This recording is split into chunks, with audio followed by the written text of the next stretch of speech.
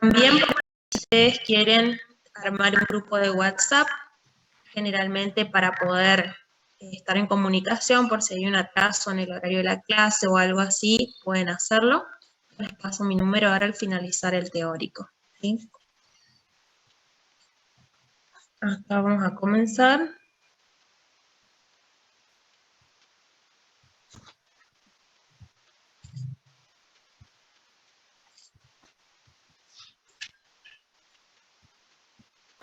Muy bien. Vamos a hablar un poquito de semiología a nivel de otorrinolaringología. Nosotros vamos a dividir en módulos el tema del estudio, ¿no? De la especialidad. En un módulo de otología, el módulo de rinofaringe, el módulo de faringolaringe. Entonces vamos a ir agrupando los temas. Con respecto a la semiología, es cómo abordamos el estudio del paciente cuando llega a la consulta y a tener en cuenta cuáles son los principales síntomas por los cuales van a consultar.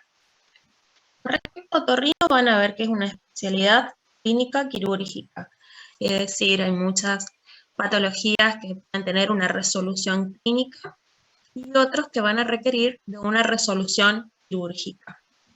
Con respecto a patologías pueden ser que afecten literalmente a nivel local o que sean manifestaciones locales de enfermedades sistémicas, como por ejemplo algunas vasculitis, algunos procesos infecciosos como la mononucleosis infecciosa.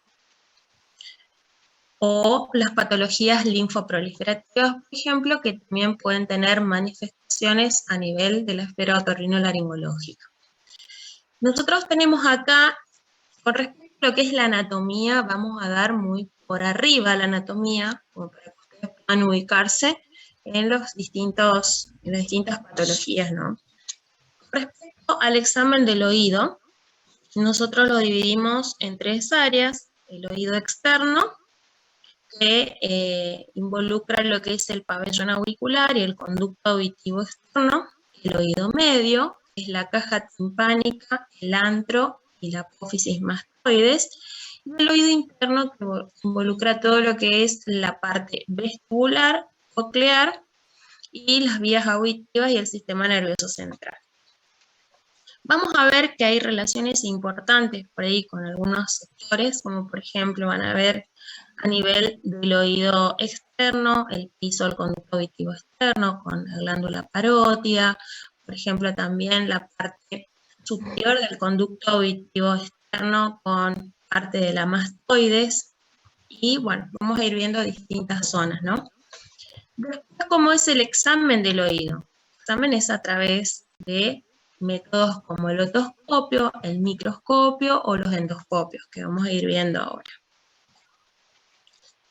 El examen del oído. ¿Qué es lo que vamos a interrogar al paciente? Los síntomas que generalmente va a consultar el paciente pueden ser hipoacusia, otodinia u otalgia, prurito, otorrea, acúfeno, vértigo, antecedentes familiares.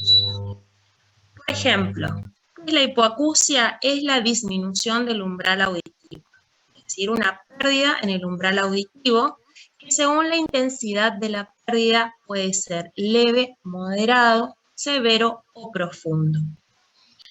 Nosotros valoramos la normoacusia como de 0 a 20 decibeles.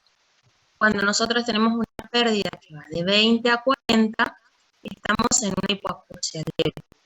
40 a 60 decibeles ya es una hipoacusia moderada, 40 una hipoacusia severa, más de estamos en presencia de una hipoacusia profunda. Después, las hipoacusias las clasificamos en conductivas, perceptivas o mixtas. Esto vamos a ver acá, por ejemplo, las hipoacusias conductivas es cuando tenemos una alteración en la transmisión aérea del sonido. Es decir, vamos a tener una afección a nivel del pabellón auricular, a nivel del conducto auditivo externo, puede ser a nivel de la membrana timpánica o de la cadena osicular. Por todo esto, el sonido se transmite por el aire. Cuando tenemos una hipoacusia perceptiva, podemos tener una lesión a nivel del órgano de Corti, del nervio auditivo o de la corteza. Y en la hipoacusia mixta es un componente conductivo y también acompañado de un componente perceptivo. Por ejemplo, si tenemos una malformación del pabellón auricular, una falta de formación, con una estenosis del conducto auditivo, vamos a tener una hipoacusia conductiva. Un tapón de cerumen que me obstruye el conducto es una hipoacusia conductiva.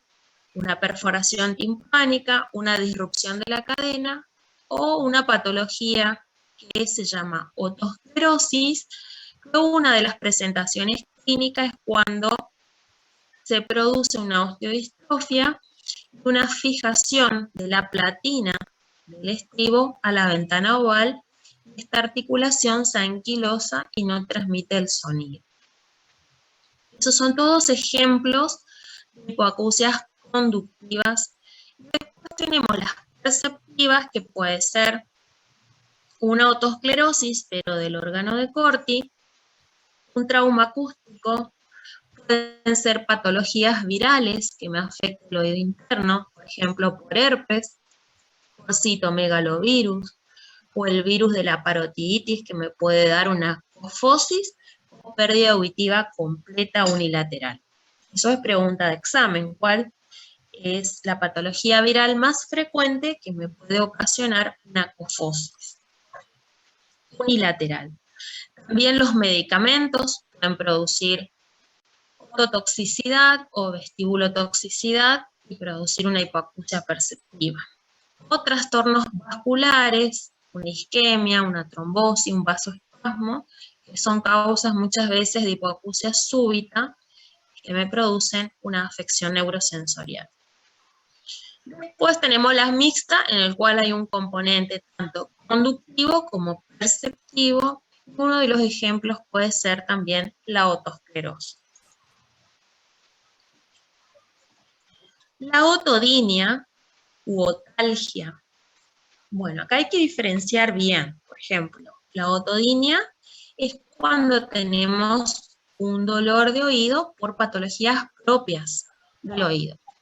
Por ejemplo, una otitis externa, por ejemplo, una mastoiditis, una otitis externa maligna, algún tumor de conducto auditivo externo, por ejemplo, el carcinoma epidermoide, la pericondritis. Todos ellos me pueden ocasionar una otodinia, una otitis media aguda. Y la otalgia, en cambio, es cuando tenemos un dolor referido en el oído por patologías que están cerca del oído. Puede ser un foco odontógeno, que es lo más habitual de ver. Puede ser también una disfunción de la articulación temporomandibular, que es también otra causa frecuente de consulta por otalgia, y evaluamos los oídos del paciente, está dentro de lo normal. Le hacemos la palpación a nivel del ATM y ahí aparece el dolor provocado por la palpación y el chasquido de la articulación que nos orienta que el problema está en la ATM. También puede ser por patologías a nivel faríngea o hipofaringia o supraglótica, un carcinoma supraglótico, un carcinoma de la hipofaringe, una faringoamigdalitis pultácea, un flemón periamigdalino, o sea, pueden dar también otalgia refleja.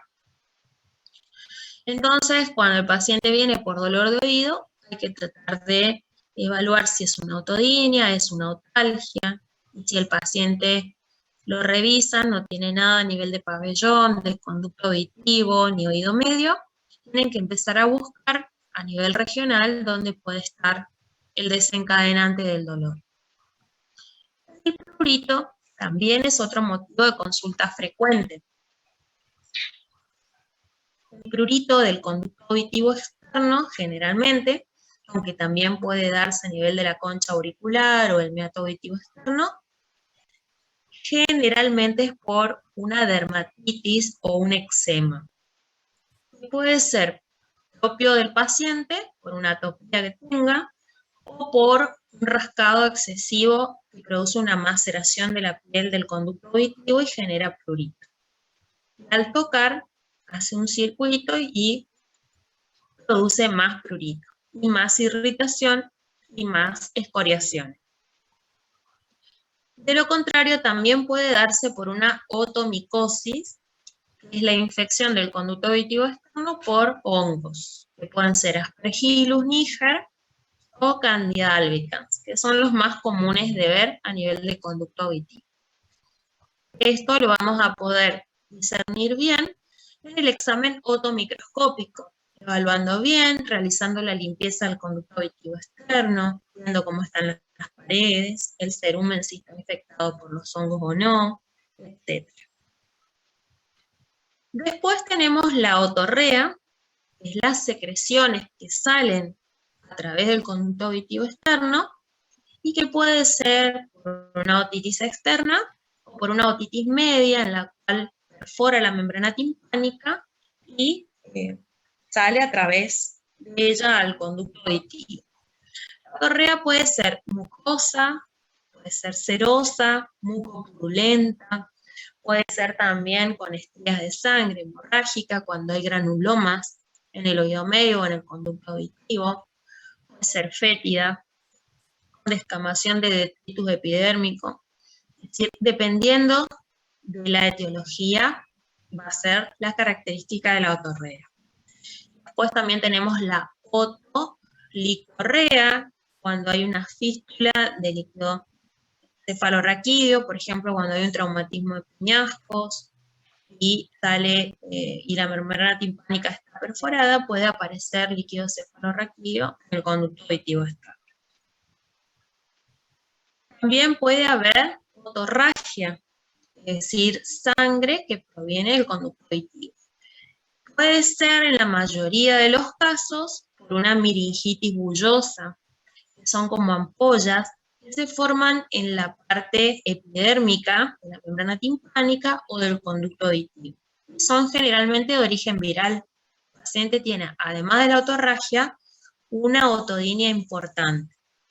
Y en algunos casos he visto también por trastornos de la coagulación, cuando el paciente está anticoagulado, o puede ser también por granulaciones que son muy frágiles y se rompen espontáneamente y producen la otorragia. Cuando hay una infección crónica del oído medio, por ejemplo, o del conducto auditivo externo. O también se ve la otorragia en las fracturas de peñascos longitudinales, en el cual hay una difracción y hay una fractura a nivel de la pared posterior o a nivel del conducto auditivo externo y produce la otorragia en el paciente. Esos son las distintas secreciones que pueden aparecer. Los acúfenos o tinnitus es una sensación subjetiva en el cual el paciente percibe un ruido, el cual muchas veces no es objetivable por el examinador. Los acúfenos pueden tener distintos orígenes, pueden ser a nivel otológico, a nivel neurológico, o a veces, por ejemplo, una disfunción de la articulación temporomandibular puede producir tinnitus también. O patologías vasculares pueden dar también acúfenos pulsátiles, el glomus, alteración a nivel de los vasos del cuello, etc. Muchas veces llegamos a estudiar al paciente con resonancia, con tomografía, con ecodoppler de vasos de cuello, con una serie de estudios, audiometría tonal, no encontramos el origen del tinnitus. Los acúfenos pueden ser bilateral o unilateral. Cuando tenemos un acúfeno unilateral que va asociado a una hipoacusia perceptiva, debemos estudiar a ese paciente y descartar un neurinoma del acústico, que es el schwannoma del octavo par. Después también pueden darse los acúfenos por hipoacusias autoinmunes, puede ser la primera manifestación de una hipoacusia autoinmune, puede ser por trauma acústico, es decir, hay que ir investigando qué pasó. Los acúfenos pueden ser de tonos graves cuando la acúfenometría se identifica el acúfeno de la frecuencia 500 hacia la izquierda, o pueden ser de tonos agudos, en el cual los tinnitus se ubican de la frecuencia 500 hacia la derecha. Generalmente, cuando el tinnitus está en los 6.000, 8.000 Hz, nos está indicando de que hay una afección coclear. Y ese tinnitus no tiene buen pronóstico. Pero se debe estudiar al paciente con acúfenos antes de tomarlo como un síntoma ameno. El vértigo. Bueno, hay clases que vamos a dar de vértigo periférico, el síndrome vestibular periférico. A grandes rasgos, y lo voy a nombrar ahora en semiología, que el vértigo es la sensación subjetiva de giro que puede tener el paciente alrededor de las cosas, o las cosas giran en torno al paciente. Esa sensación de giro se denomina vértigo. Y generalmente este vértigo tiene ciertas características en el cuadro vestibular periférico. Es completo, es asociado y es armónico. ¿Qué quiere decir esto? Que generalmente va asociado a sintomatología del vestíbulo anterior, hipoacusia perceptiva, acúfenos, como es el caso del síndrome de Meniere, y es completo porque tiene nistagmus, tiene sintomatología vagal, este paciente va a tener náuseas, sudoración, sensación de estómago vacío, y generalmente es armónico porque el paciente tiene una latropulsión hacia el laberinto hipofuncionante o arrefléjico. La característica que tiene el vértigo es que dura poco tiempo, minutos, horas o días. En la mayoría de los casos, unos minutos. Y luego va con periodos en el cual es normal. Por ejemplo, el cuadro clínico más frecuente del vértigo periférico es el vértigo posicional paroxístico benigno, en el cual hay desprendimiento de otolitos de la mácula dentro de los conductos semicirculares, y generalmente le da al paciente un cuadro vertiginoso que dura minutos. Pero lo descompensa bastante el paciente, esa es la característica que tiene el periférico. Generalmente cuando el paciente tiene las crisis vertiginosas, no puede seguir realizando las actividades cotidianas. No es como el central, que por ahí le permite seguir con su vida cotidiana. En algunas patologías... Doctora, permiso, yo no entendí muy bien la parte del vértigo armónico, esto de la lateropulsión. se dice que es armónico porque generalmente la lateropulsión, es decir, cuando haces la prueba de Romberg o cuando vos haces la prueba de los índices, tiende a desviar hacia el laberinto hipovalente. Por ejemplo, el laberinto hipovalente, si tenés una laberintitis o una cupulolitiasis, por ejemplo, en el oído derecho, cuando vos le haces la prueba de Romberg al paciente, el paciente después de unos minutos de latencia cae hacia el oído afectado. Y el nistagmus que presenta el paciente bate hacia el lado contralateral. Eso es armónico, porque nosotros lo que objetivamos el nistagmus es la fase rápida. Entonces, generalmente el paciente cae o desvía cuando hace la prueba de los índices hacia el laberinto que está comprometido. Pero el nistagmus, la fase rápida, bate hacia el lado contralateral. Esto quiere decir armónico. ¿Quedó claro? ¿El armónico es hacia el lado contrario o es hacia el lado de la lesión del laberinto? Cuando vos le haces la prueba de Romberg, el paciente cae hacia el lado de la lesión, desvía los movimientos, las desviaciones segmentarias, la lateropulsión cae hacia el laberinto afectado. Por ejemplo, vos tenés una laberintitis del oído derecho. Cuando vos le haces cerrar el ojo al paciente y le haces la prueba de Romberg, él va a caer hacia el lado derecho. Cuando vos le haces las maniobras para desatar el nistagmus, o viene con un nistagmus espontáneo, que son los movimientos conjugados de los ojos, la fase rápida del nistagmus bate hacia el lado contralateral, es decir, hacia el lado sano. Por eso es armónico. Ah, tá, ahora me quedó. Gracias, doctora. De nada, por favor.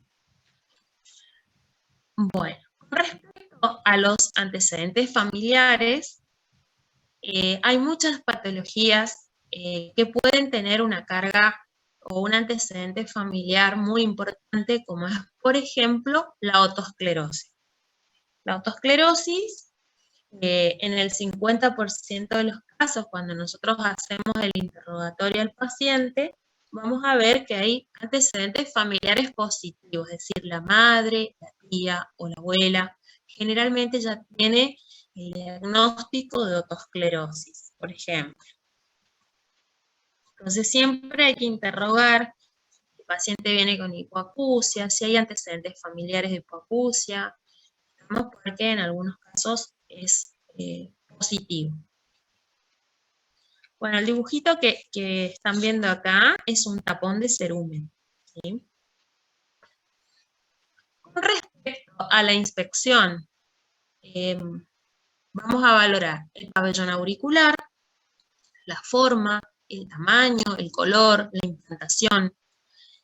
Con respecto a la implantación, nosotros trazamos una línea que va del canto externo del ojo y un tercio del pabellón debería sobresalir por encima.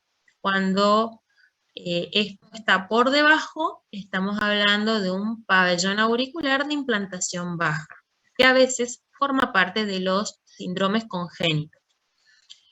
Después tenemos que valorar la región mastoidea, ¿sí? La región temporal, la parte preauricular por delante del trago, la fascia del paciente. Tenemos que ver en el pabellón auricular, sabemos que el pabellón es una estructura cartilaginosa en su mayor parte, que tiene relieves, vamos a ir viendo ahora. Solamente la parte del lóbulo no tiene cartílago. Cuando hay algún compromiso inflamatorio, va a haber un edema, una congestión, va a haber una alteración de la anatomía. Tenemos que buscar tumores, que es muy común de ver los carcinomas vasocelulares, por ejemplo, en los pacientes de piel clara. Y, bueno, descartar siempre procesos infecciosos, sobre todo en pacientes que tienen diabetes, usan piercing, etc. Con respecto a la palpación, hay que valorar la forma, la consistencia y si hay dolor provocado. Con respecto acá al pabellón, van a ver que tenemos esto donde le estoy mostrando la flecha, es la concha auricular. Esto que ven acá es el meato auditivo externo, es decir, la entrada del conducto auditivo externo. Todo esto que le estoy marcando con flechita está formado de cartílago y está revestido por el mucopericondrio y la piel. Como sabemos, el cartílago es avascular y se nutre por inhibición del mucopericondrio. Cuando tenemos alguna afección infecciosa o una colección líquida como un otohematoma, por ejemplo, me puede alterar la nutrición del cartílago en esa zona y llevarme a la necrosis y la consecuente cicatrización retráctil del pabellón con deformidad. Esto que ven acá es la raíz del hélix. Siempre tienen que valorar esta zona, porque suelen ver a veces fístulas, que se llaman fístula auris, que son malformaciones menores que tiene el oído. Muchas veces son asintomáticas esos orificios fistulosos y en otras ocasiones pueden infectarse, producir prurito, tener secreciones o producir abscesos. Que cuando se le hace tratamiento y no responden, ya tiene la indicación quirúrgica de la exéresis de la fístula. Todo esto es el hélix, la antihélix, la fosita navicular y el pabellón.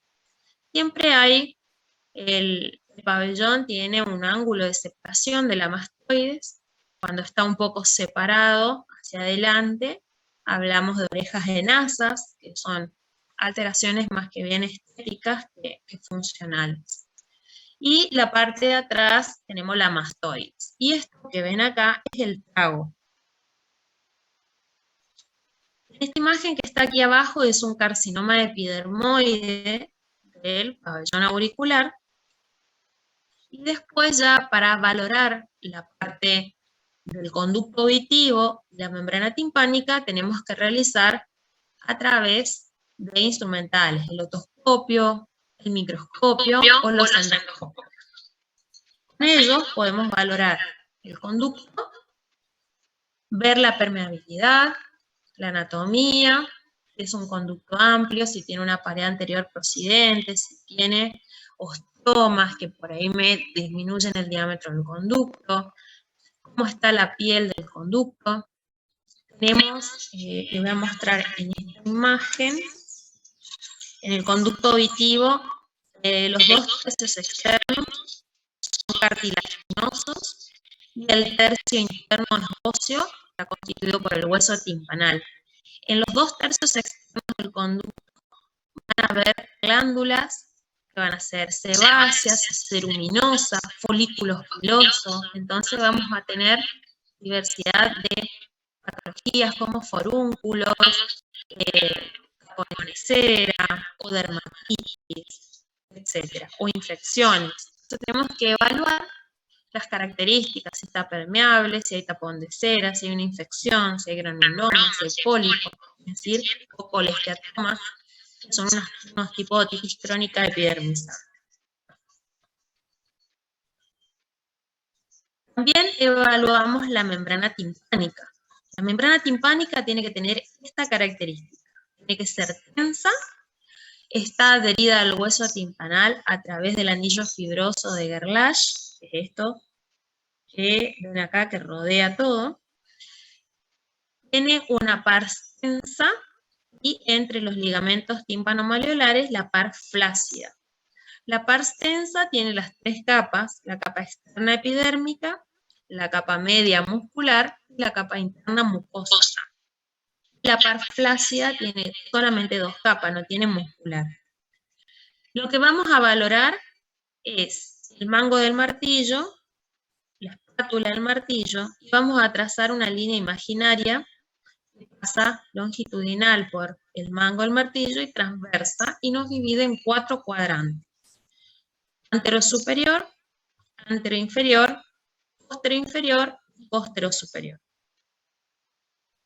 Tiene que ser transparente, es decir, en el oído medio tiene que haber aire. Cuando tenemos algún tipo de contenido en el oído medio, ya sea ceroso, mucoso, purulento, se debe realizar el tratamiento del mismo. No está bien, tiene que haber aire y las presiones del oído medio son similares a la presión atmosférica. Si hay presiones negativas, ya nos va a traer una disfunción en la ventilación del oído. En el cuadrante posterosuperior nunca realizamos punciones ni maniobras quirúrgicas porque en este lugar se encuentra la cadena. Tenemos el yunque, tenemos el estribo, pasa también la cuerda del tímpano y la segunda porción del facial. Entonces, si nosotros realizamos colocaciones de diábolos o punciones para drenar contenido a este nivel, corremos riesgo de lesionar esta estructura. Entonces, todas las maniobras, por ejemplo, las miringotomías, que es drenar, punzar la membrana timpánica para drenar contenido, tomar muestra o inyectar medicación dentro del oído medio, lo tratamos de realizar en el cuadrante anteroinferior o inferomedio. Esta es la evaluación otoscópica. La evaluación otoscópica no nos permite colocar instrumentos porque tenemos el aparato introducido, el espéculo introducido en el conducto auditivo.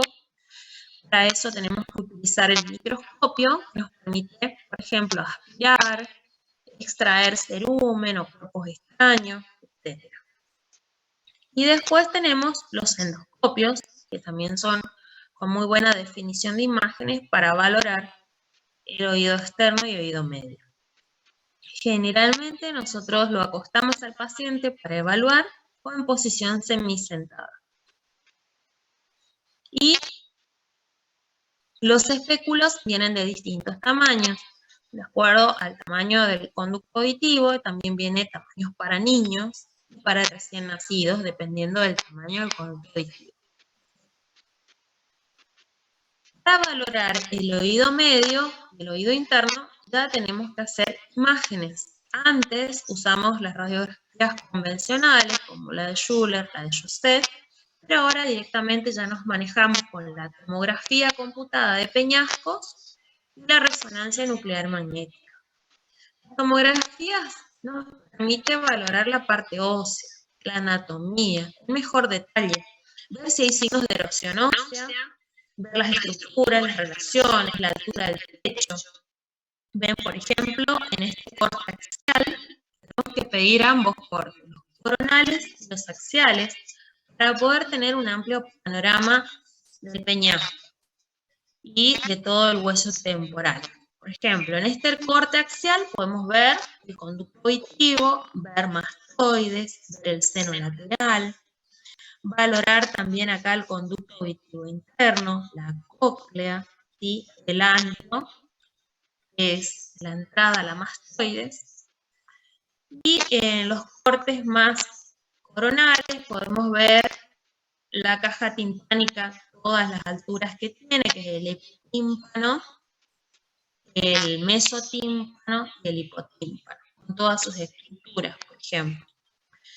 Y la resonancia, como en este caso, podemos ver una colección, podemos ver una formación tumoral, nos permite más valorar las partes blandas. Ver, por ejemplo, malformaciones, también nos sirve para ver traumatismos, procesos inflamatorios, neoplasias o pseudotumorales, o la osteodistrofia, por ejemplo, cuando tenemos una autoesclerosis, que es una osteodistrofia, podemos valorar a nivel de la cóclea los signos de calcificación, además de ver la calcificación acá en la ventana oval. O los neurinomas del acústico, el estudio de elección es la resonancia, que detecta, es muy específico y muy sensible, nos detecta neurinomas pequeños. En estos casos acá tienen tomografías, cortes coronales, como les decía, pueden valorar toda la altura de la caja. El epitímpano o ático es la parte superior, el tercio superior de la caja timpánica. Ahí podemos ver que en el ático está la cabeza del martillo y el cuerpo del yunque. Y también tenemos aquí el tegmen timpani, que es el techo de la caja, que nos va a delimitar con la parte de la fosa cerebral media. No vemos a través de la otoscopía el ático porque tenemos la pared posterior del conducto auditivo externo. Cuando hay erosión, un colesteatoma que me erosiona, ahí podemos ver el ático. Lo que nosotros podemos ver con la otoscopia es el mesotímpano, a través de la membrana timpánica. En esta parte de acá, el hipotímpano está en relación con los vasos, la carótida y la yugular. Acá en esto tenemos una imagen de densidad de partes blandas, que puede ser un colesteatoma o puede ser un glomus, que me está ocupando parte del hipotímpano y del mesotímpano. En el corte axial vemos mastoides, seno lateral.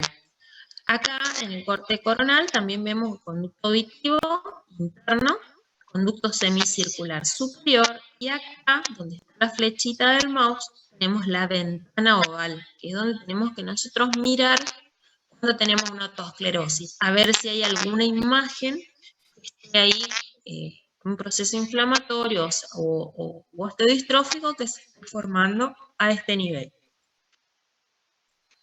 La tomografía y el estudio de elección para descartar las fracturas de peñasco. Es decir, si tenemos un paciente con un traumatismo craneoencefálico que tiene ojo de mapache, hematoma de Battle a nivel de la apófisis mastoides, otorragia, vértigo, tenemos que pedir una tomografía de peñascos y ver si tiene, como en este caso, casos de fractura. Las fracturas de peñasco las clasificamos. Estas que ven acá son transversas, porque el trazo de fractura está transversal al eje longitudinal del peñasco.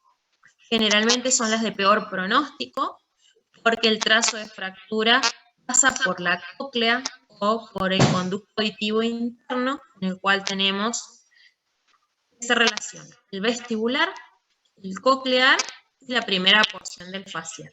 Entonces, generalmente, cuando el trazo de fractura pasa, como ven en esta imagen, el paciente que va a tener apofosis o pérdida auditiva completa de la audición de ese lado, parálisis facial y vértigo.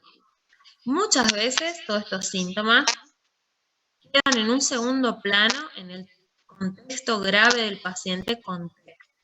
Y en otros casos, generalmente es lo que llama la atención, es el traumatismo de peñasco, o los síntomas que yo explico. Miren esta imagen acá de reloj de arena. Esta imagen es la del aditus ad antrum, es decir, la entrada al antro mastoide. El oído medio está conformado por la caja timpánica, el antro mastoide y la apófisis mastoide. La apófisis mastoide viene a ser todo esto que está aquí. Y las fracturas que son longitudinales generalmente son paralelas al eje longitudinal del peñasco. Y estos son de mejor pronóstico, porque generalmente me va a dar otorragia, o me va a dar hemotímpano, me puede dar luxación de la cadena, me puede generar un trazo de fractura que a la vez me dé una alteración a nivel del tegmen tímpani, me produzca una fístula de líquido cefalorraquídeo. Por eso es cuando tenemos un otohematoma postraumático, generalmente no realizamos miringotomía para evitar que el paciente me haga una meningitis en el caso de que el paciente tenga una fístula de líquido o una fístula así a este nivel y que tenga otolicorrea. Y después tenemos los trazos de fracturas mixtas que tienen un componente longitudinal y transverso. Más allá de la valoración clínica imagenológica, tenemos que ver la evaluación auditiva del paciente. Y ahí tenemos exámenes que lo podemos realizar en consultorio.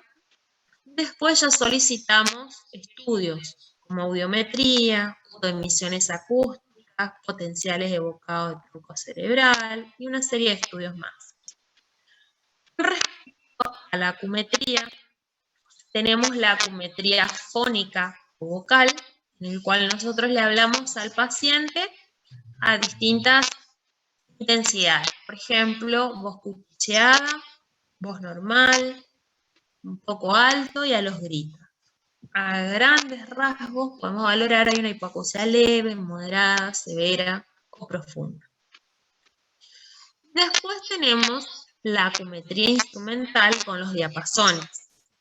Ahí tenemos que realizar la prueba de Weber, la prueba de Rine, la de Wabach, y la de Federici generalmente utilizamos cuando tenemos una autoesclerosis o queremos ver el grado de hipoacusia conductiva que tiene el paciente. Nosotros usamos distintas frecuencias de diapasón, la de 250, 500 y 1000.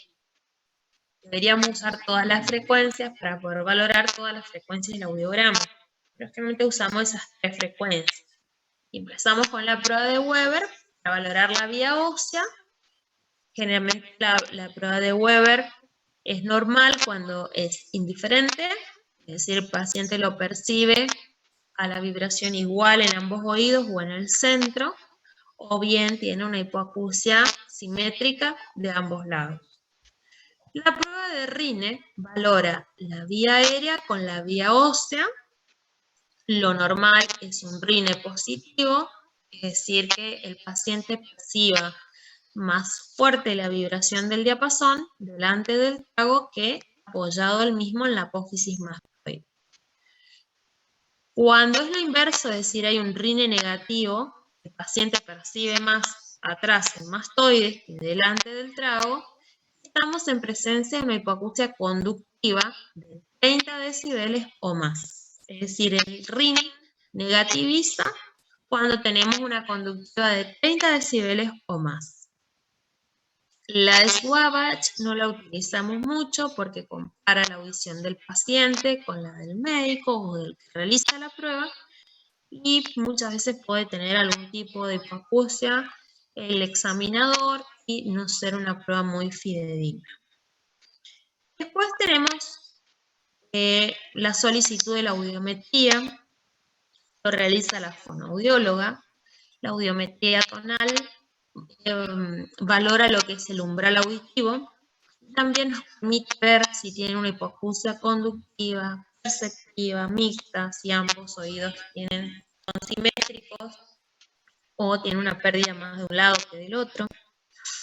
La logoaudiometría valora lo que es la discriminación de la palabra. Ahí tenemos el umbral de palabra, el umbral total. La fonoaudióloga lo que hace allí es emitir una lista de palabras al paciente que son similares, por ejemplo, taza, casa, masa, y el paciente tiene que repetir y ahí se valora el umbral de palabra, cuando el paciente entiende la primera palabra, el 50% de la lista fonética y la discriminación total. Se va formando una curva en el cual vamos a valorar si el paciente tiene buena discriminación, es normal, si es una conductiva, una perceptiva, si es una hipoacusia retrococlear, como el neurinoma acústico. Eso va a ir viendo en los distintos teóricos. Tanto la audiometría como la logo son pruebas subjetivas, están condicionadas por el paciente. Y ahí tenemos que ver si el paciente no es un simulador, un disimulador en el cual puede alterar las pruebas. La tímpano-impedanciometría ya es una prueba objetiva y valora las expresiones del oído medio, el reflejo estapedial y la complacencia de la membrana timpánica. Ahora vamos a ir viendo las distintas curvas en las distintas patologías. Las otoemisiones acústicas proponen el reflejo coclear y nos sirve de screening auditivo. Estamos en la prueba que nosotros utilizamos en los recién nacidos para valorar audición. El PET nos valora toda la vía auditiva con distintas ondas en el cual vamos a valorar dónde está el problema de acuerdo al aumento de las latencias, a las características de las ondas, etc. Vamos a poder valorar en qué sector de la vía auditiva está comprometida la audición. Tanto las otoemisiones como el PET nos sirve a nosotros para valorar la audición en pacientes en los cuales no podemos tener una colaboración, pacientes con trastornos neurológicos, pacientes con trastorno en el desarrollo, por ejemplo, etc. La audiometría depende mucho de la edad no cronológica, sino la edad de desarrollo del paciente. Porque si un paciente, por ejemplo, de 10 años, pero con un trastorno madurativo, la audiometría tonal no nos va a servir de mucho. Vamos a necesitar, por ejemplo, un potencial evocado para valorar la audición del paciente. Esto es la prueba con los diapasones, la acumetría instrumental. Las distintas frecuencias de los diapasones se van a correlacionar con las distintas frecuencias en el audiograma. La prueba de Weber, donde se colocan el vértex, el vástago del diapasón, también se puede colocar en el mentón o en la frente.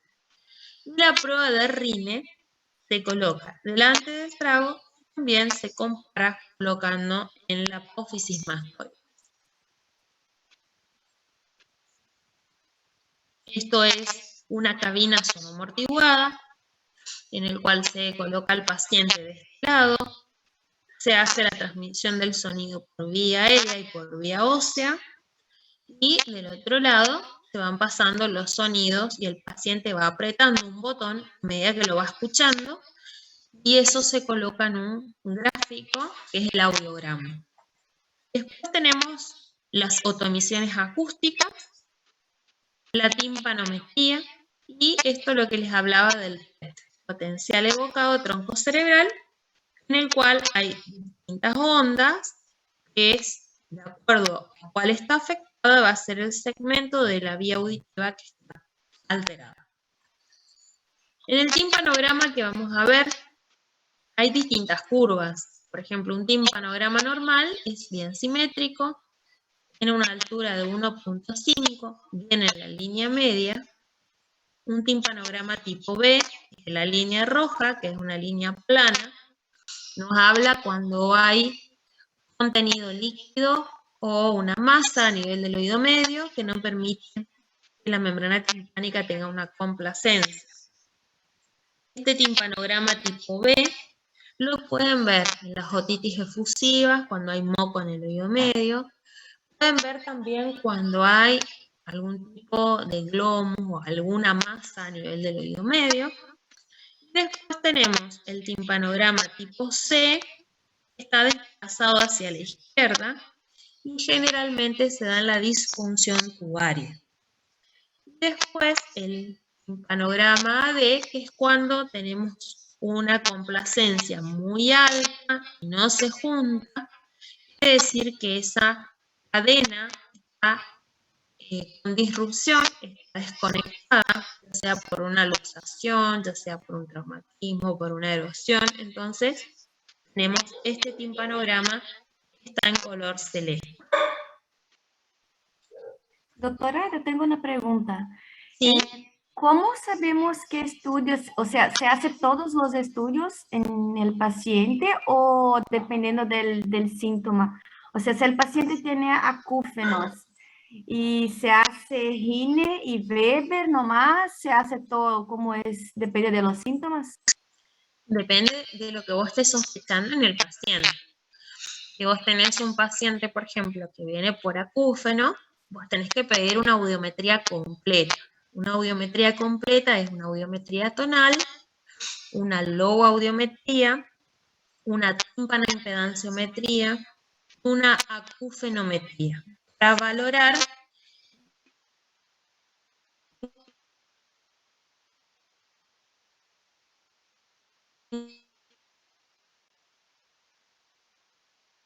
en qué frecuencia está ubicado. Disculpen, tengo una... Hola.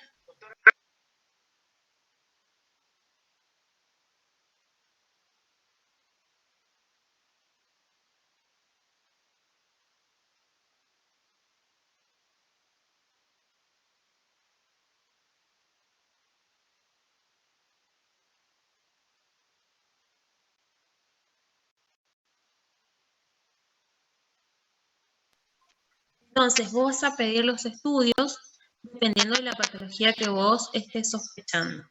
Si vos tenés, por ejemplo, un niño con una otitis media aguda a repetición, o una otitis efusiva, un derrame de moco en el oído medio que no responde, vas a pedirle la audiometría para objetivar el grado de hipoacusia y la timpanometría para corroborar y que tengas una prueba de que ese niño tenía un trastorno de disfunción tubaria. Si vos tenés, por ejemplo, o sospechás por un paciente con un urinoma del acústico, por ejemplo, un paciente que viene con hipoacusia y acúfeno unilateral, progresiva, en un primer momento le vas a pedir una audiometría, porque vos le vas a hacer el examen semiológico y vas a ver que su oído está ventilado, le haces las pruebas con los diapasones y vas a ver que tiene un Weber que va a lateralizar hacia la mejor vía ósea, es decir, hacia el lado contralateral del neurinoma, y el rine positivo de los dos lados. Entonces, tenés que pedir una audiometría para ver. Vas a ver en la audiometría generalmente una caída perceptiva, más en los tonos agudos del lado donde está el neurinoma, y vas a ver en la logoaudiometría mucho trastorno en la discriminación, porque las patologías retrococleares, porque el neurinoma generalmente se ubica en el ángulo pontocerebeloso, tiene mucho trastorno de discriminación. La logoaudiometría nunca llega a un 100%, llega a un 40%, un 60%. Entonces vos sospechar que por ahí lo que tiene el paciente es un neurinoma y vas a pedir una resonancia directamente. O sea, de acuerdo a lo que vos estés sospechando, son los estudios que vas a ir pidiendo. Y también de acuerdo a lo que vos veas en el examen. en el momento de la consulta del paciente, interrogando, revisando a tu paciente. Ahí vas a valorar qué prueba vos vas a pedir, no se pide todo. En un neurinoma también podés pedir un PET, un potencial evocado de tronco cerebral, pero ya muchas veces con la audiometría y con la resonancia ya tenés el diagnóstico. En un niño recién nacido, el pediatra ya le pide de entrada las autoemisiones, porque entra dentro del screening neonatal. Ahora, si vos tenés un niño con retraso madurativo, un niño con alguna parálisis cerebral o algún trastorno que no colabora, no habla y tiene hipoacusia, tenés que pedirle directamente un PET, un potencial evocado de tronco cerebral, para ver dónde está el problema. ¿Sí? A veces vos en el examen ya ves que tiene moco en el oído o ves un tímpano normal y tenés que valorar el déficit auditivo para poder equipar a tu paciente, porque si tenés una hipoacusia en un niño, tenés que equiparlo para que adquiera lenguaje, si no va a tener un retraso en la adquisición del lenguaje. A eso voy, que no se pide todo, sino que vas a ir solicitando de acuerdo a la patología que presente o a lo que vos estés sospechando. No sé si quedó claro. Sí, sí me quedó, gracias, doctora. Ah, bueno, voy a mirar acá el chat si hay algo. Ah, bueno, esto que ven acá es una normoacusia. Por ejemplo, igual esto lo va el doctor Yankelevich a explicar con más detalle lo que son las pruebas auditivas. Yo ya le explico, le doy una entrada. Esto es un audiograma, una audiometría tonal.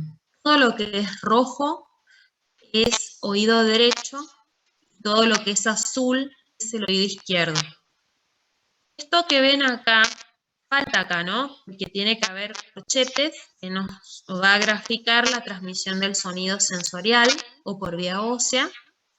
Y después tenemos los círculos y las cruces que grafica la transmisión del sonido por el aire o conductiva.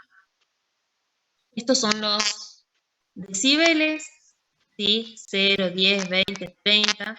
De acuerdo a la altura va a ser la normal, normoacusia hasta 20. O a medida que va cayendo entre 20 y 40, una hipoacusia leve. 40 a 60, una hipoacusia moderada. 60, 80, severa, y más de 80 ya es una hipoacusia profunda. Después tenemos los hertz, como le decía hoy, de la frecuencia 500 hacia la izquierda son los tonos graves, y después tenemos los tonos agudos a la derecha.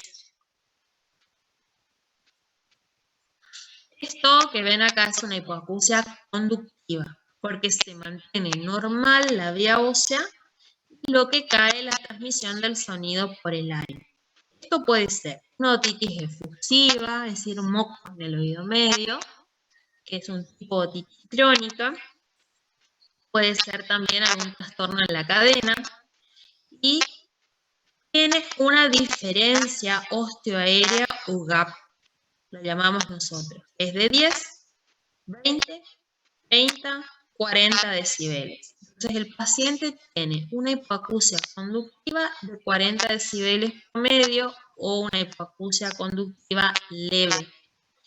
Y si ustedes le hacen la prueba con los diapasones, en el oído izquierdo porque es azul, va a ser un RINE negativo. Es decir, el paciente va a percibir más en la mastoides que delante del cabo. En esta otra tienen una hipoacusia conductiva bilateral. Esto grafica las óseas y esto la parte aérea del sonido conductivo.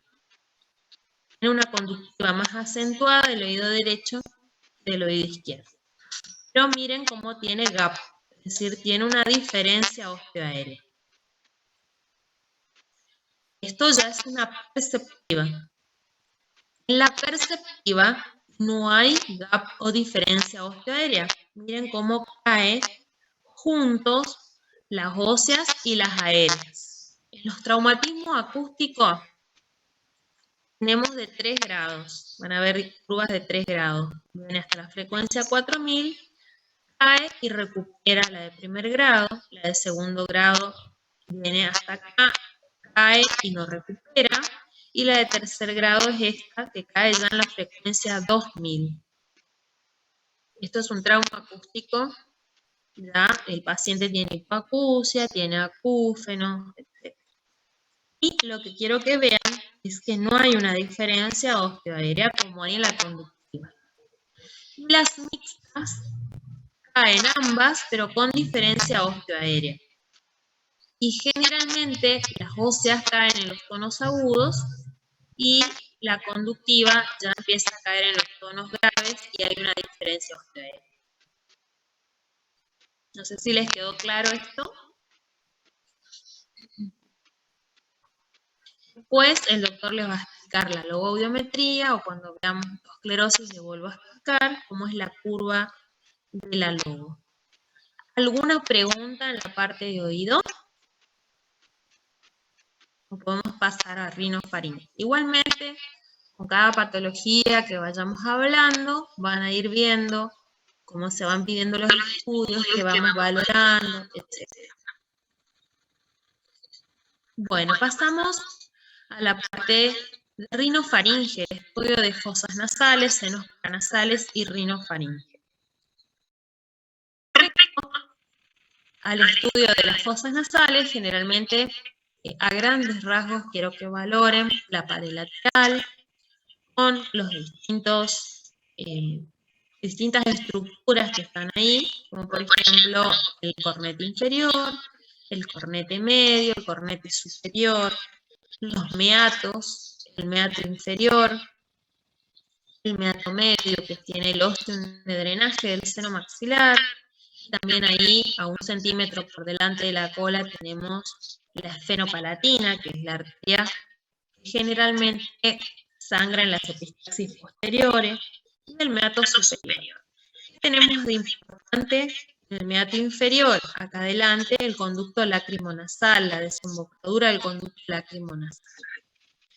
El piso, esto que ven acá, para que ya se vayan orientando cuando nosotros veamos las patologías crónicas del oído medio, es el orificio tubario a nivel de la rinofaringe. Hay muchas patologías a nivel rinofaringeo que me comprometen la trompa y que me van a dar patología a nivel del oído medio. Es decir, si tenemos adenoides acá en la parte posterior del cabum y me comprime la trompa, a la larga me va a llevar otitis efusivas, otitis a repetición, por trastorno de la función de ventilación del oído medio. Después tienen los senos paranasales, como el senoides, es el seno paranasal que se encuentra más cerca de la base del cráneo. El seno frontal, ¿estamos? Esto a grandes rasgos. Después vamos a ver en la anamnesis el motivo de consulta más frecuente que tiene el paciente. Generalmente es obstrucción nasal, es la insuficiencia ventilatoria nasal, dolor a nivel de los puntos sinusales, o cefalea, dolor retrocular, rinorrea anterior o rinorrea posterior, epistaxis, es el sangrado de fosas nasales y senos paranasales, trastorno del olfato, hiposmia, anosmia, parosmia.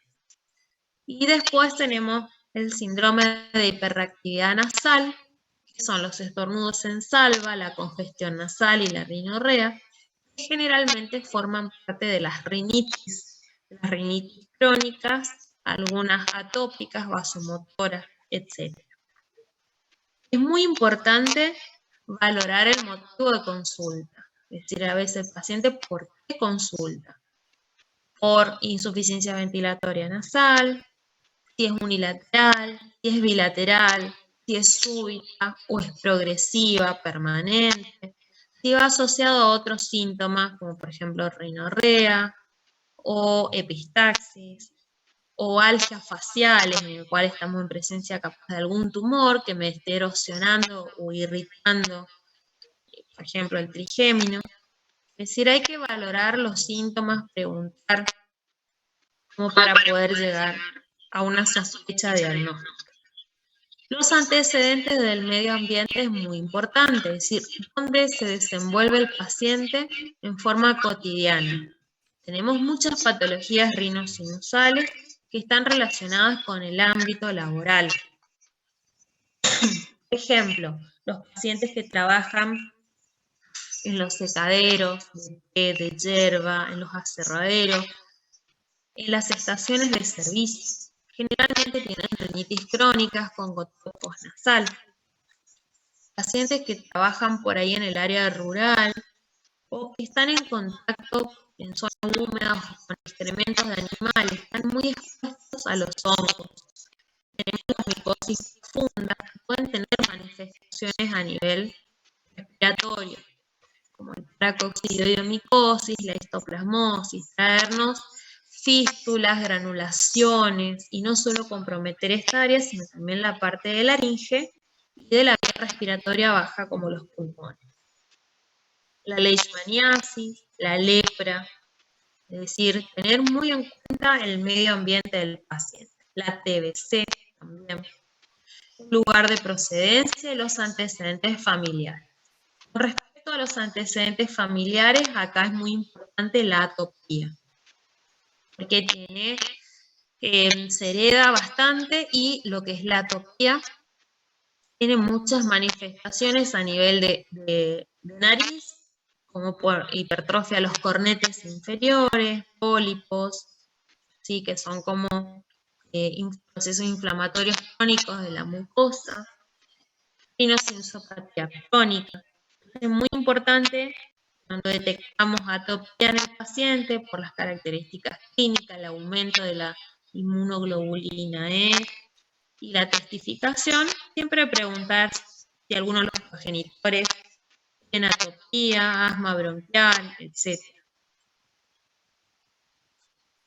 Después viene la inspección.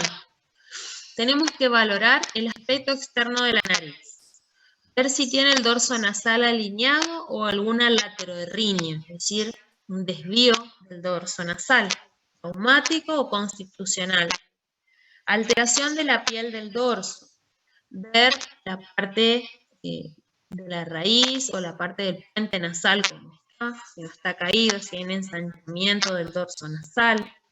Ver si hay secreciones que salen a través de las narinas. Valorar el tipo respiratorio, porque cuando tenemos una insuficiencia ventilatoria nasal, el paciente tiene una respiración ruidosa, por el estrechamiento de la luz. El olfato, si está conservado ahora con el tema del COVID, que en algunos pacientes pueden traer alteración del olfato, ya sea hiposmia, anosmia o parosmias. Pacientes con coronavirus que tienen parosmia, es decir, percepción aberrante del olfato. Y después, valorar también en la inspección alguna alteración o deformidad de la pirámide nasal, ya sea por traumatismo o por algún tumor. La palpación también es muy importante, palpar el dorso, más si hay un antecedente del traumatismo de tercio medio de la cara, en el cual podemos en la palpación valorar el trazo de fractura, valorar también si hay enfisema subcutáneo y crepitación, que pasa cuando algún trazo de fractura se impacta en el etmoides y produce un enfisema. Ver si hay puntos dolorosos, soluciones de continuidad en el caso de los trazos de fractura. Después tenemos la rinoscopía anterior o la microrinoscopía. Ahí tenemos que valernos de instrumentales como esto que ven acá, que es los, el nombre ahora, son separadores de Killian o de Volpino-Bacher, espéculos que nos sirven para abrir la narina, separar lo que es el ala nasal del septum y de esta manera poder ver bien las estructuras endonasales. La rinoscopía posterior podemos a través del espejo laríngeo o a través de una sondita, colocar en la fosa nasal, y de esta manera poder también valorar todo lo que es la parte de la rinofaringe.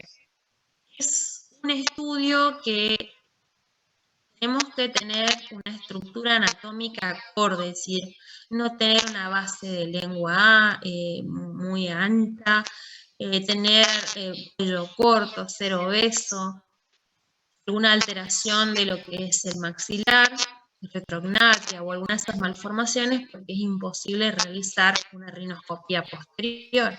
En el niño también es complicado una rinoscopía posterior. En el paciente con reflejos nauseosos acentuados también se complica. Entonces recurrimos más que nada al fibroscopio, la rinofibroscopía, en el cual ingresa por fosas nasales la fibra óptica para tener una valoración de la rinofaringe, la hipofaringe y la laringe. Más que nada, todos estos estudios, la rinoscopía anterior, posterior, los estudios endoscópicos, sirven para una valoración directa. La rinodebitometría generalmente no se usa y sirve para objetivar la estrechez de la vía respiratoria, inspiratoria o expiratoria por un desvío septal, una hipertrofia de cornete, etc. Los estudios por imágenes son muy importantes en algunas patologías. Y acá va desde el radiográfico, mentonasoplaca, frontonasoplaca, radiografía de perfil de huesos propios, de Kaun de perfil, tomografía de macizo craneofacial, resonancia. Dependiendo de la patología, es lo que nosotros vamos a solicitar.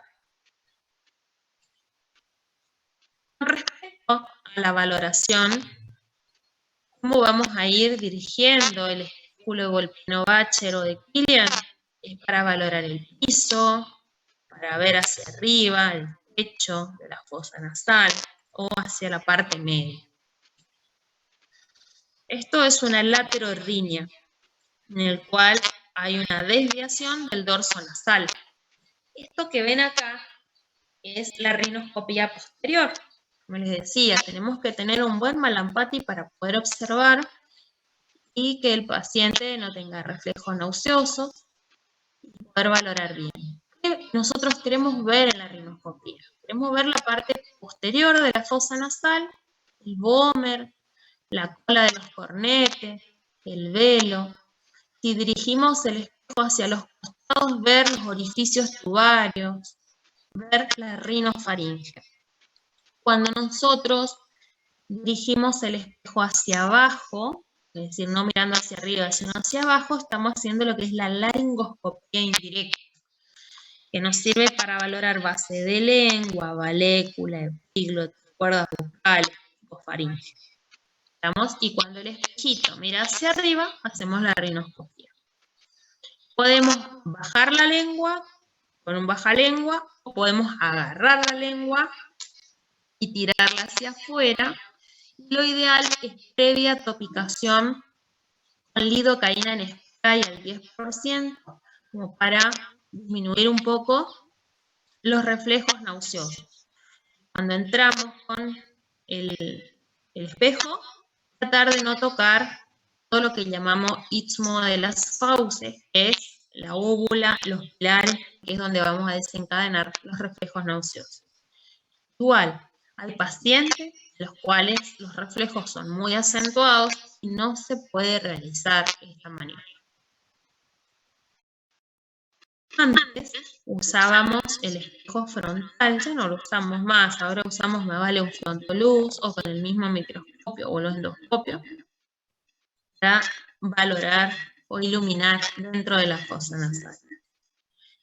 Siempre tenemos que mirar el vestíbulo nasal, hacemos con un poco de retracción de la punta nasal hacia arriba y ver la columela, ver el septum. En este caso tenemos una luxación del cartílago cuadrangular. En algunos casos nos va a dar, de acuerdo a la luxación, una insuficiencia ventilatoria nasal.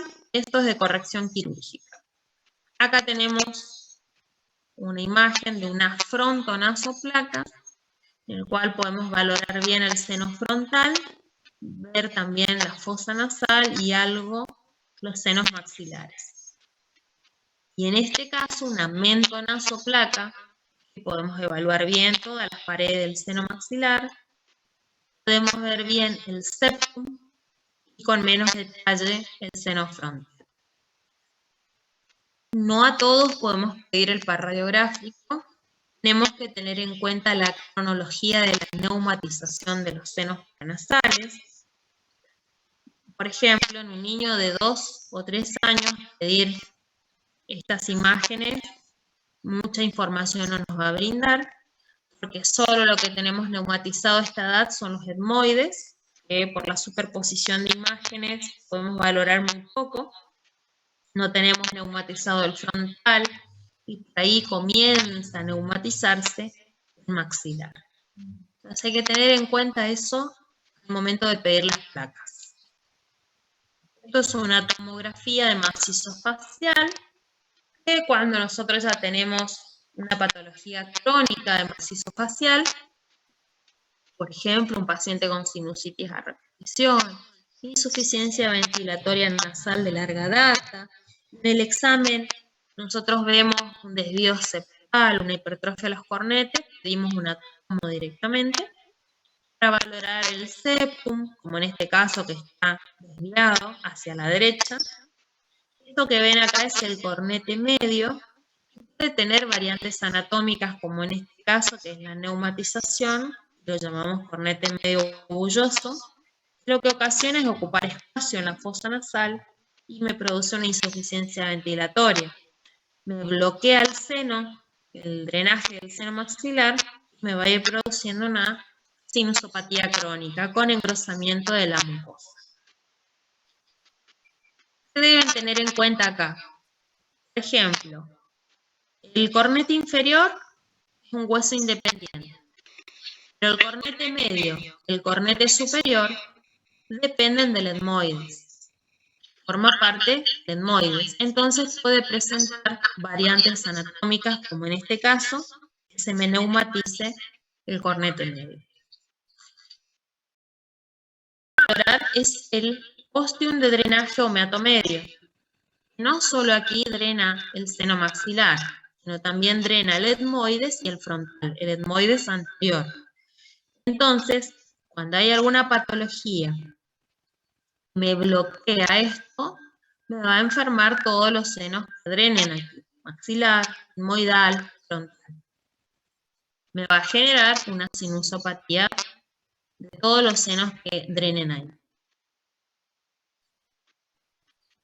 Esto es una RX-Cavum de perfil, partes blandas, así pedimos. Cuando nosotros tenemos un niño, por ejemplo, respirador bucal, que hace apneas de sueño, es decir, pausas respiratorias, o ronca mucho, o tiene una hipertrofia amigdalina importante, tenemos que siempre pedir una radiografía de Cavum de perfil y valorar que el niño no tenga adenoides hipertrofiados. En este caso, solo tenemos un hilito de la luz de Cavum, es decir, está ocupado más de los 2/3 de la luz, tiene una hipertrofia adenoidea grado 3, niños seguros, apneas de sueño, ronquidos, respiración bucal. Siempre tenemos que valorar la luz del Cavum. Cuando el Cavum está ocupado en 1/3 de la luz, hablamos de unas adenoides grado 1, hasta 2/3, grado 2, y más de 2/3, como en este caso, que es un hilito de aire nada más, un grado 3. Este es el fibroscopio flexible, y este es el rígido. Y en el caso del endoscopio rígido, tiene distintos cortes o ángulos de 30 grados, 70 grados, 0 grados, 90 grados, dependiendo de la óptica que quieran valorar. Y el flexible entra con más delicado y va adaptándose a las distintas curvaturas. Tanto en el rígido como en el flexible le podemos adaptar una cámara y vamos a tener lo que es la videoendoscopía. Nos sirve para tratamiento quirúrgico, también para documentarse o realizar estudios y tener documentado en el paciente. Esto que ven acá es una hipertrofia del cornete inferior, este es el septum, el piso de la fosa nasal. Esto llegando a la parte posterior de la fosa nasal, es el paladar blando, y van a ver ya en el borde del paladar blando tenemos la trompa de Eustaquio. Tenemos que ver si algo apura la trompa, si está permeable, si no está comprimida por las adenoides o por algún otro tipo de tumor. También puede haber un tumor de Cavum que me está obstruyendo la trompa, como algunas disfunciones tubarias crónicas, debemos descartar eso. Y se ven como vegetaciones, ¿sí? Ya vamos a hablar de las adenoides que tienen un ciclo, etc. Respecto a la función olfatoria.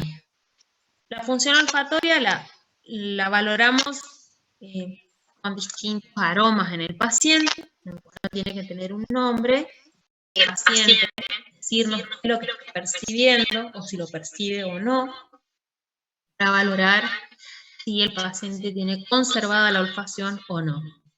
¿Cuándo es una hiposmia? Cuando tenemos una pérdida parcial o una disminución de la capacidad olfatoria. Una anosmia es la pérdida completa de la capacidad olfatoria. La hiperosmia es cuando está exagerada la capacidad olfatoria y es muy típica en las embarazadas. Cacosmia, cuando se percibe un aroma fétido. Las cacosmias muchas veces puede también ser percibida por el examinador y se suele dar las sinusitis agudas o en las patologías tumorales en los cuales hay necrosis de los tejidos y el paciente tiene la percepción desagradable o cacosmia ante la olfacción. Las parosmias son la percepción de los olores imaginarios o también, por ejemplo, cuando se percibe en forma aberrante. Muchos pacientes que han tenido COVID prefieren percibir olor quemado o un olor de plástico quemado, es decir, son alteraciones en la percepción del olfato. Y también en patologías psiquiátricas se pueden percibir lo mismo, en algunas esquizofrenias, por ejemplo. Respecto a las alteraciones del olfato, disminución o pérdida, puede ser por patologías tumorales, puede ser por patologías inflamatorias como la poliposis nasal, en el cual los pólipos me van ocupando la fosa nasal y cuando me tapa la corredera olfatoria, que está ubicada entre el cornete medio y el septum, me hacen disminuir la percepción o perder el olfato. Y después tenemos patologías virales, no solo el COVID, sino también algunos rinovirus o la influenza, pueden producir alteración del epitelio olfatorio o la necrosis del epitelio olfatorio y de esta manera tener una pérdida transitoria o permanente del olfato. También puede ser el estesio neuroblastoma, que es el carcinoma o el tumor maligno del epitelio olfatorio, que me puede generar trastorno del olfato. Entonces, bueno, hay que valorar qué es lo que está produciendo este trastorno del olfato para poder llegar al diagnóstico. Otros exámenes que pedimos también es la citología nasal, para ver rinitis vasomotoras o alérgicas, o antibiograma. Por ejemplo, cuando tenemos pacientes con vestibulitis o con forúnculos a repetición, tenemos también el hisopado nasal para descartar estáfilo. Y bueno, ahora también los hisopados para la detección del COVID. La inmunoserología, determinación de inmunoglobulina E en suero, para ver el nivel de inmunoglobulina E, que lo comparamos también en el hemograma con el aumento de los eosinófilos. Es una prueba inespecífica, porque nos dice a grandes rasgos que puede tener una atopía del paciente, y podemos después corroborar con las pruebas dérmicas que le realiza el alergista. Después, el estudio histopatológico de la mucosa nasal, por ejemplo, para detectar algún síndrome de los cilios inmóviles, o cuando queremos hacer una biopsia por alguna alteración, ya sea una úlcera, alguna neoformación o infiltración o perforación septal. Nosotros tenemos una perforación septal, tenemos que hacer toma de biopsia del borde de la perforación de los márgenes sanos, porque dentro del diagnóstico diferencial de la perforación septal está la lepra, está la vasculitis y el carcinoma de septum. Entonces tenemos que hacer una biopsia cuando esa perforación aparece sin ningún otro tipo de lesión que haya originado. Por ejemplo, si tenemos un hematoma, un traumatismo de la cara, por ejemplo, y se forma un hematoma en el septum entre el cartílago cuadrangular y el mucopericondrio, no lo drenamos dentro de las 48 horas, ese cartílago es avascular y se va a necrosar, se va a perforar. Lo mismo, hacemos una septumplastia, lesionamos los dos lados de la mucosa. Al hacer la resección del cartílago, también podemos dejar como secuela una perforación septal.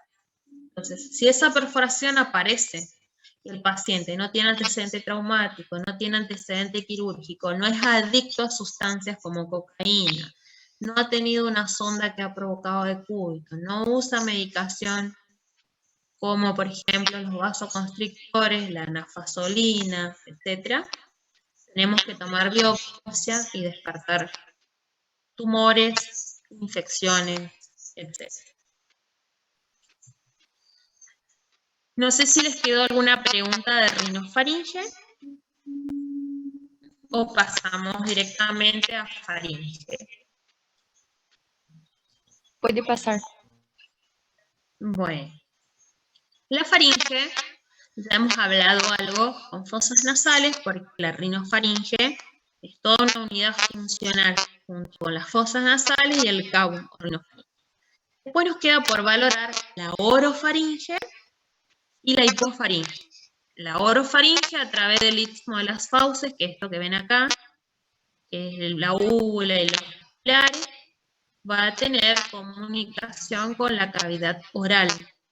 Podemos nosotros hacer un examen directo, no necesitamos ni de imágenes ni de métodos indirectos para valorarlo.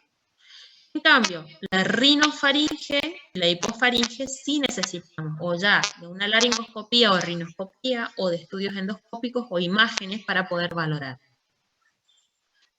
Lo que es la está en relación con la laringe, ¿sí? Con la parte de la epiglotis, de los repliegues aritenoepiglóticos, y la hipofaringe se divide en senos piriformes, que están a ambos lados de la laringe, el espacio retrocricoideo y la pared lateral de la faringe. Y estos son los sectores.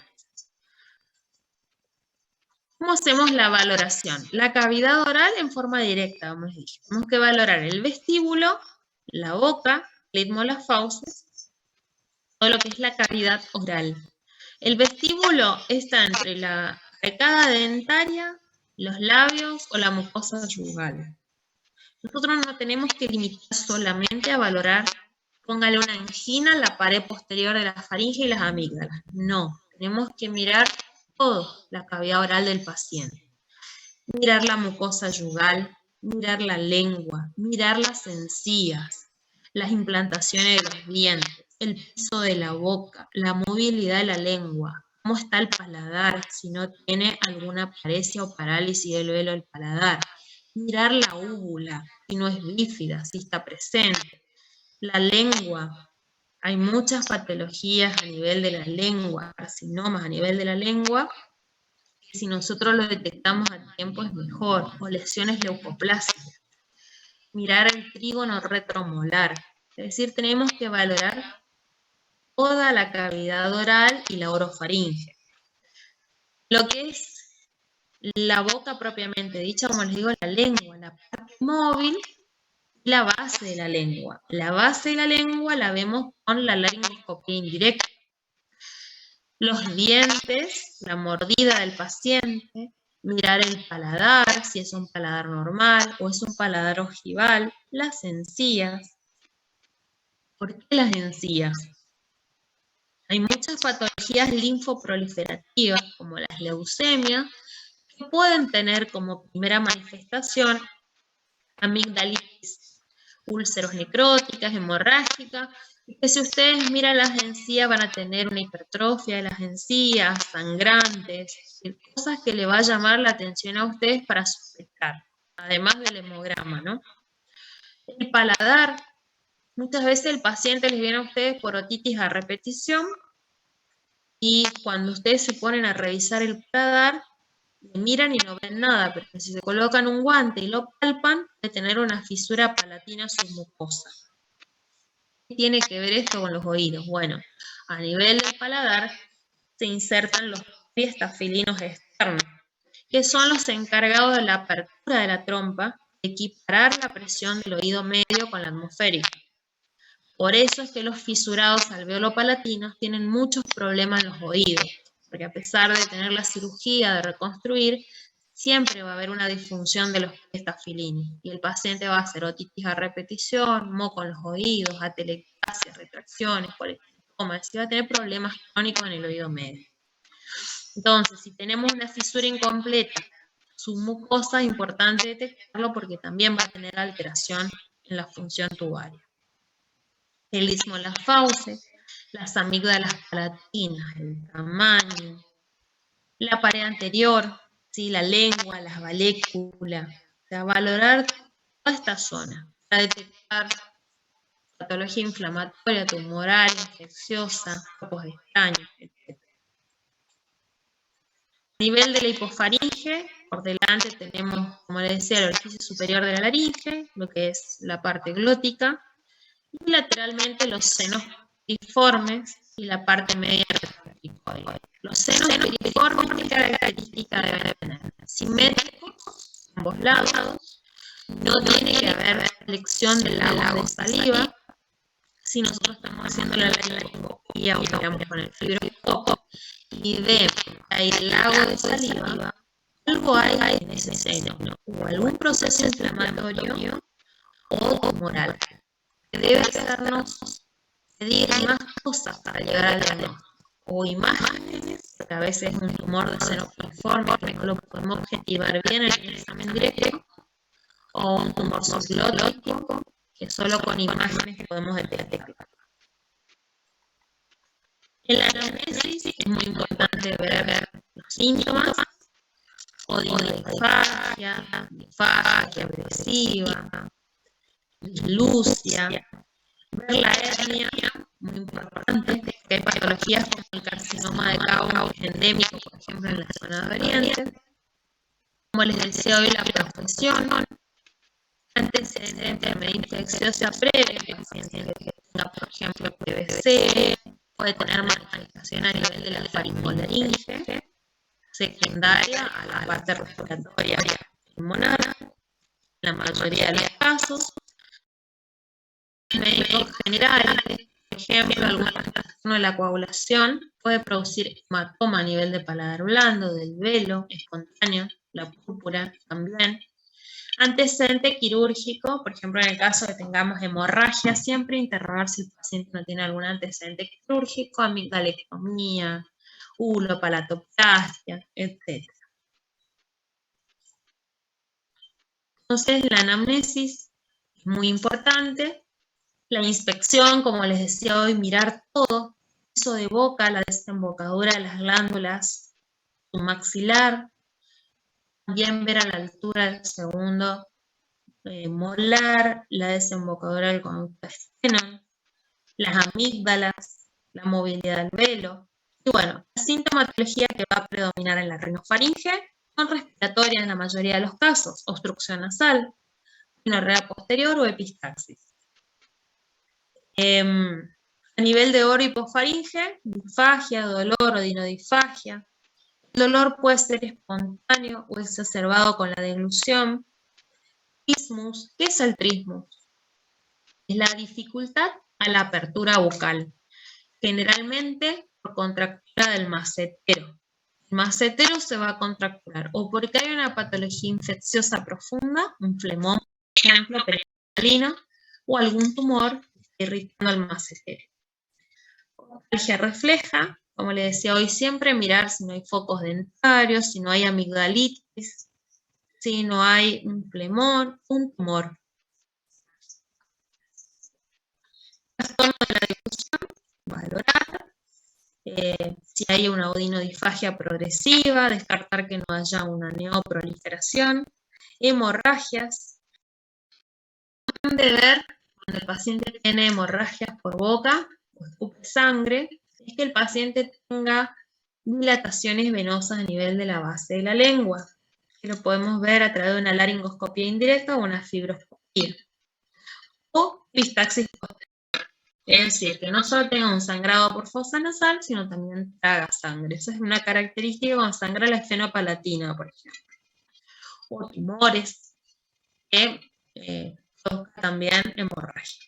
O postquirúrgica, como les decía, la amigdalectomía, hasta los 20-30 días de hecha la cirugía puede presentar una hemorragia masiva, porque cae la costra de fibrina. Alteraciones de la voz, sí, que puede ser por alteración velofaringea. Ustedes van a ver que los flaps fisurados alveolo-palatinos tienen una fonación o una alteración en la voz. Y también cuando tenemos una hipertrofia amigdalina, una hipertrofia de las amígdalas linguales o algún tumor, también puede producir una voz gangosa. Roncopatía o disnea, paciente que ronca durante la noche, se ve alteraciones a nivel de las partes blandas. Una úvula larga, edematosa, el velo más caído. Después es muy importante las parestesias que muchas veces no le damos mucha cabida y son a veces manifestaciones tempranas de tumores. La carraspera, la tos o la sensación de cuerpo extraño puede ser manifestaciones atípicas de reflujo gastroesofágico, puede ser una rinitis crónica con goteo postnasal y esa flema o ese moco adherido a la pared posterior, o pueden ser manifestaciones tempranas de carcinomas de la hipofaringe o supralótico. Entonces, si el paciente dice que tiene estas molestias y no vemos nada en la orofaringe, tienen que hacer una laringoscopia indirecta o pedir estudios y descartar tumores, sobre todo, o reflujo. La exploración de los labios, la oclusión dentaria, es muy importante en el tipo respiratorio del paciente. Nosotros tenemos los pacientes con respiración bucal desde chico, va a tener una alteración en el macizo facial y en la boca, la deglución atípica, que va a llevar a paladares ojivales, maloclusión dentaria. No podemos iniciar un tratamiento ortodóntico hasta que el paciente no revierta la respiración bucal. ¿Cómo hacemos el examen de la faringe? Palpar la sensibilidad intraoral, ver la amígdala, paladar, palpar los ganglios cervicales, la cadena ganglionar. Generalmente cuando hay un proceso infeccioso o tumoral a nivel de cavidad oral, va a tener manifestación a nivel de los ganglios, sobre todo del ángulo submandibular, que está ubicado acá por debajo del ángulo del maxilar. La rinoscopia posterior o la laringoscopia indirecta también nos sirve para valorar en forma indirecta la faringolaringe. Y las imágenes, el cabo, cuello, estudio de la deglución, cuando tenemos trastorno deglutorio, tenemos la videodeglución, la tomografía o la resonancia. Después los estudios directos como la fibrolaringoscopía o endoscopia directa. Después los estudios de laboratorio, el hisopado de fauces, estudios de reflujo, ¿sí? Para valorar una seriada esófago-gastroduodenal, una videoendoscopia digestiva alta, ¿sí? Cuando tenemos signos indirectos de reflujo gastroesofágico.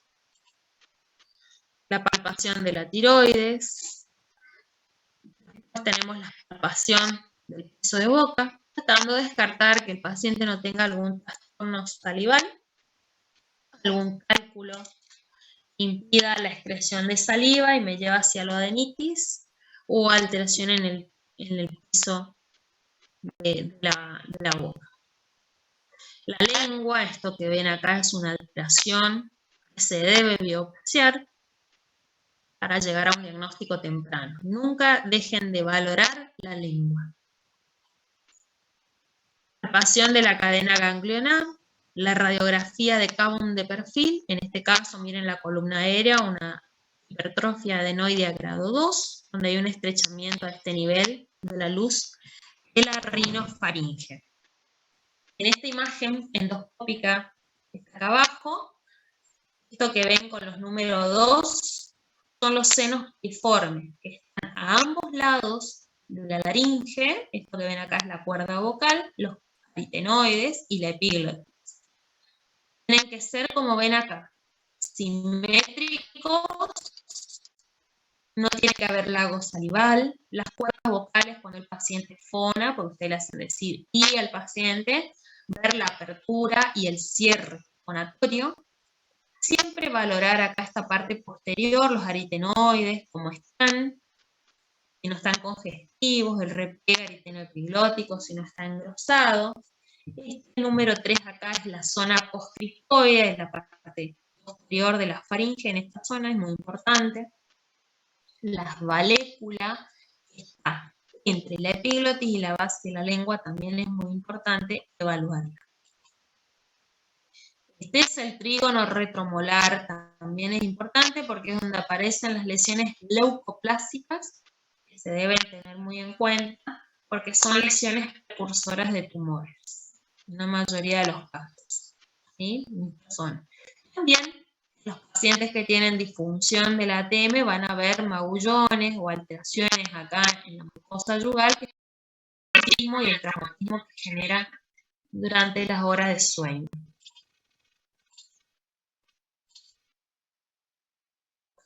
Lesiones ulcerativas o ascosas, que pueden ser postraumáticas, por mordedura.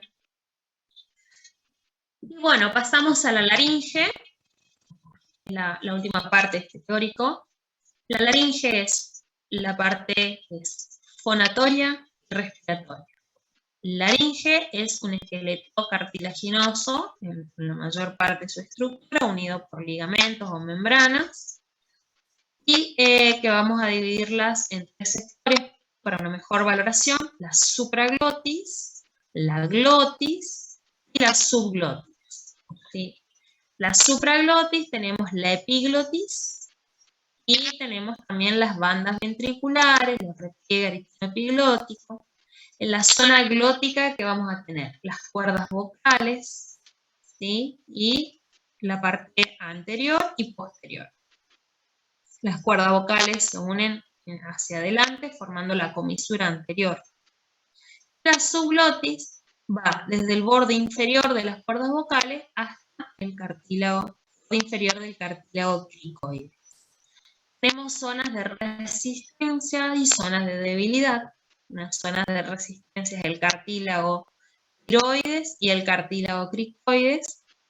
Después la zona de debilidad, la epiglotis, el teleepiglotis, que son zonas por donde los tumores tienden a salir de la laringe e invadir más fácilmente estructuras vecinas. En el interrogatorio vamos a preguntar antecedentes heredofamiliares, personales, la edad, la profesión. La profesión es muy importante en cuanto a síntomas como la disfonía en los docentes, en el cual tienen mucha carga horaria, alumnos que trabajan en un ambiente que no es muy acorde, pueden tener trastornos fonatorios por el mal uso o el abuso fonatorio, y ahí tenemos las disfonías funcionales. Entonces, ver los síntomas que de acuerdo al sector de la laringe comprometido va a ser los síntomas que predominan. Ejemplo, los síntomas que predominan en la parte supraglótica son los deglutorios. El paciente va a tener más trastornos de glutorio, disfagia o dinodisfagia, tialismo, cialorrea, obstrucción laringea. Los síntomas predominantes en la parte glótica van a ser los fonatorios, disfonía, o síndrome obstructivo laringio por obstrucción de la luz. Y los síntomas que van a predominar en la parte subglótica son respiratorios, disnea, estridor, inspiratorio, expiratorio, tos-perruna, es decir, síndrome obstructivo laringio, en el cual hay disnea inspiratoria, extensión del cuello, utilización de la musculatura accesoria.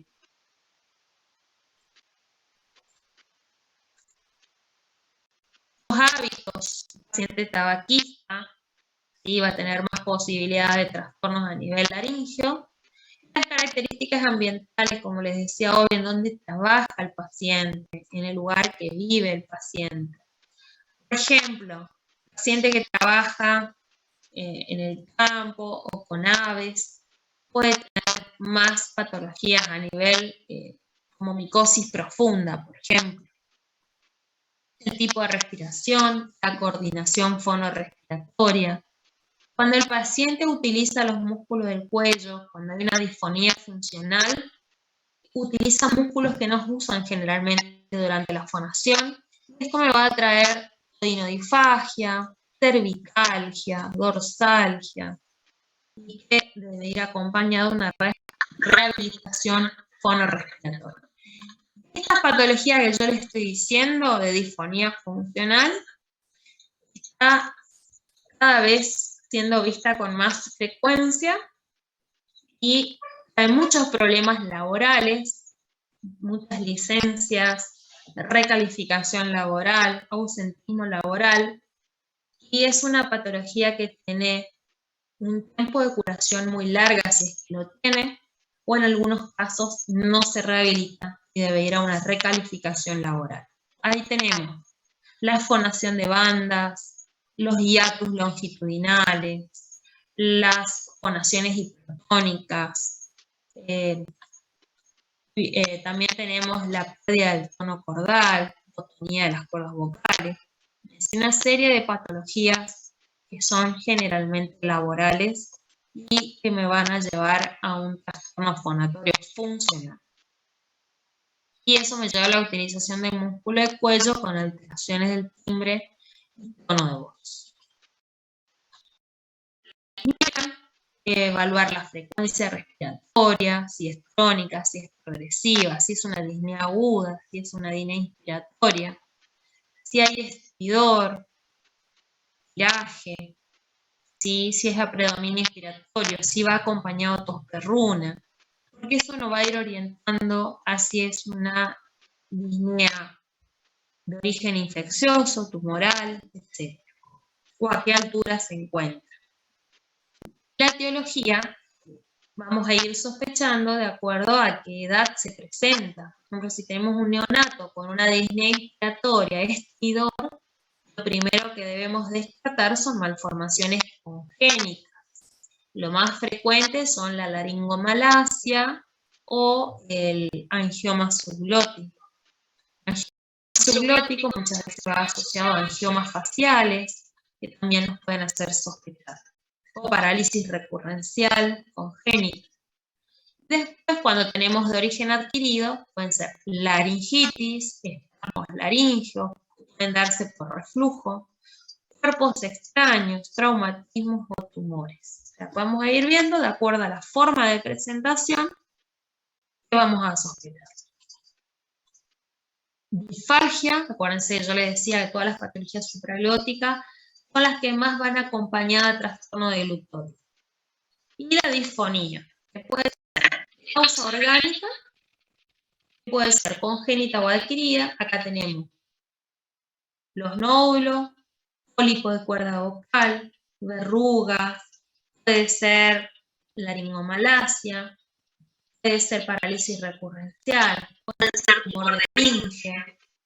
Las funcionales pueden ser psicógenas, hay muchas disfonías funcionales que están asociadas a trastornos psiquiátricos como estados depresivos, por ejemplo.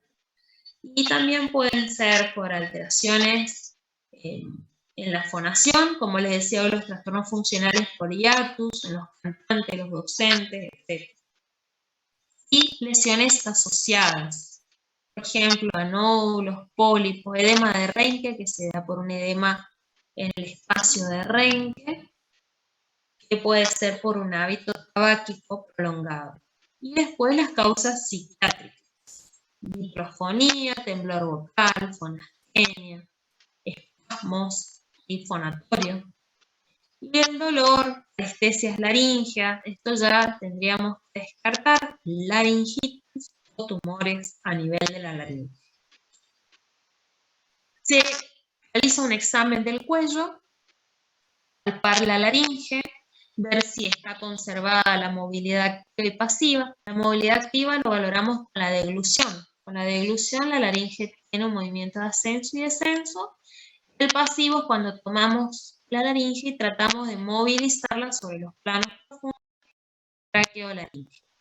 Cuando la movilidad activa y pasiva no está presente, estamos ante una infiltración a los tejidos cercanos, que pueden ser en los casos de los carcinomas de laringe.